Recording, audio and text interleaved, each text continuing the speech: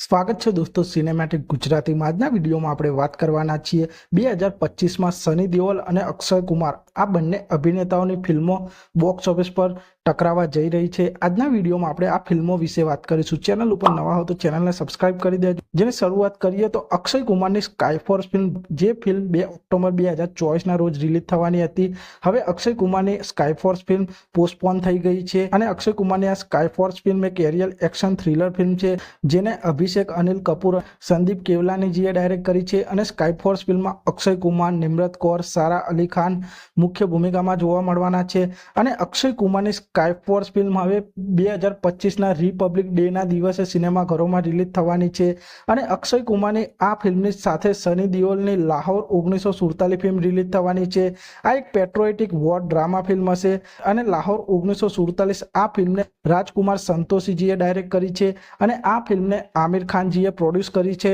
અને લાહોર 1947 આ ફિલ્મમાં સની દેઓલ અને પ્રીતિ ઝિંટા મુખ્ય ભૂમિકામાં જોવા મળવાના છે અને સની દેઓલની આ war action drama film Lahore 1947 film 2025ના રિપબ્લિક ડેના દિવસે સિનેમાઘરોમાં રિલીઝ થવાની છે। આમ 2025ના રિપબ્લિક ડેના દિવસે સની દેઓલજીની લાહોર 1947 ફિલ્મ અને અક્ષય કુમારની સ્કાયફોર્સ આ બંને ફિલ્મો બોક્સ ઓફિસ પર ક્લેશ થવાની છે અને આપ સૌને શું લાગે છે 2025ના રિપબ્લિક ડેના દિવસે આ બંનેમાંથી કઈ ફિલ્મ સૌથી વધુ ચાલશે, લાહોર 1947 કે અક્ષય કુમારની સ્કાયફોર્સ? તે કોમેન્ટ કરજો અને આપ સૌ આવા જ પ્રકારના બોલિવૂડ, સાઉથ ફિલ્મોને લગતા વિડીયો જોવા માંગતા હો તો ચેનલને સબસ્ક્રાઇબ કરી દેજો, વિડીયોને લાઇક કરી દેજો અને જોતા રહો સિનેમેટિક।